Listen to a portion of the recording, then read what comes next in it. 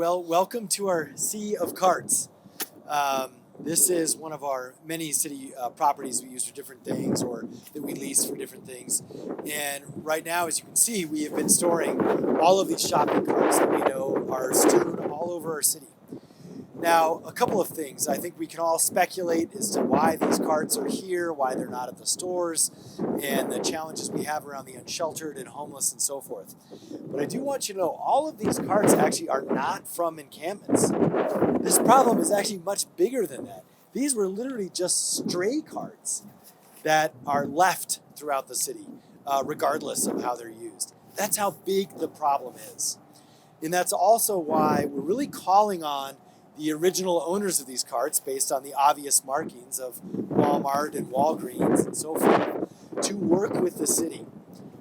We've been reaching out to some of them. Some have been responsive, some haven't been. But we're kind of saying, look, we've got your carts. We don't want to see these all over our city. So whether they're picking them up or whether they have the brake mechanisms that I know some of the places do, or the various other tools that we've used for a long time. You know, when I was a kid, I remember putting in a quarter to like check your cart out, right? And then you would when you brought your cart back, you'd like push it back in and get your quarter back. There are some very old school things we can do to help this problem. Another one is, I remember turnstiles. You know, at Walgreens, we always had to walk through a turnstile. Well, part of that was so people wouldn't take carts outside. So, you know, there's different pros and cons to all of that. But I want to emphasize, while there is no dispute that this issue is increasingly bad all over the country, it is not necessarily new. This was an issue in the 80s. I remember when I was a kid, and those are two good examples of old-fashioned solutions that maybe we should look at again. So for us, you see these carts, it's a clarion call for all those store owners to call us and work with us on how we can try and keep these out of our streets and our arroyos and our parks. And also, these carts all work fine, by the way. That's why they're here. If a cart is damaged and so forth, it is deemed, essentially rubbish or trash, and it's recycled and so forth. These are all ready to go back. We also know that while the city will continue to operate with respect to cleaning up our city, to trying to get these carts off our streets, we know that fundamentally it's the store's responsibility to help prevent them from going on the street in the first place. So it's a one Albuquerque approach. We cannot do every single company's job for them, nor should they expect us to look the other way. And clearly we're not, by all these carts we've collected. So with that, our Director of Solid Waste with more on this program.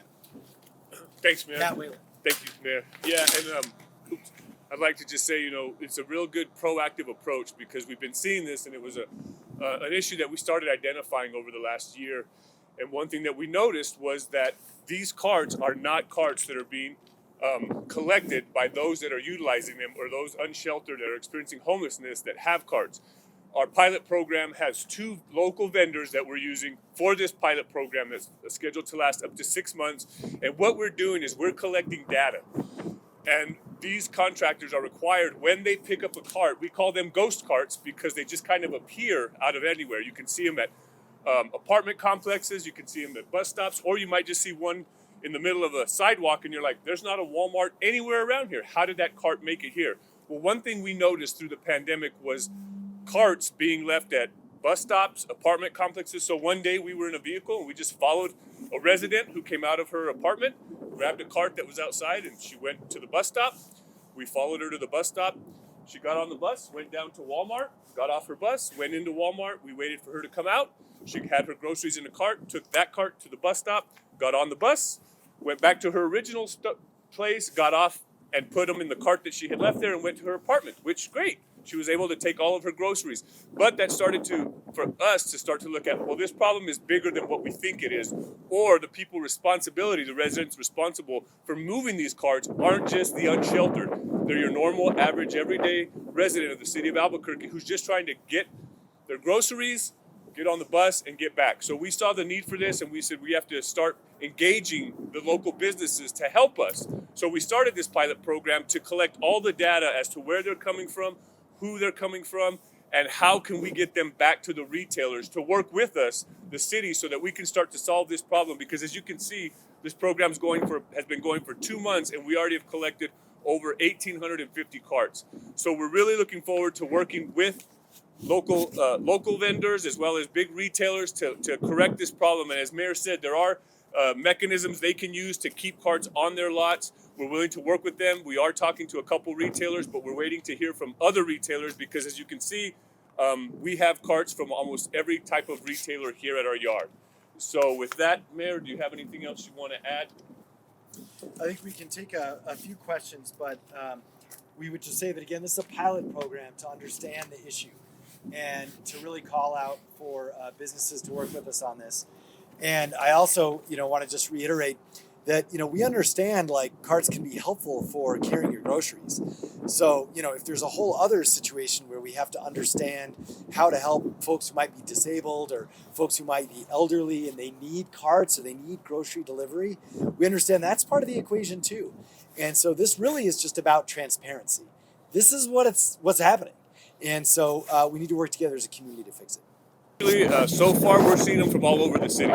They're coming from every location. One area in particular where we do see a lot of carts gathered is at our transfer stations for the bus stops. So wherever you have a bus transfer station, they do tend to gather there.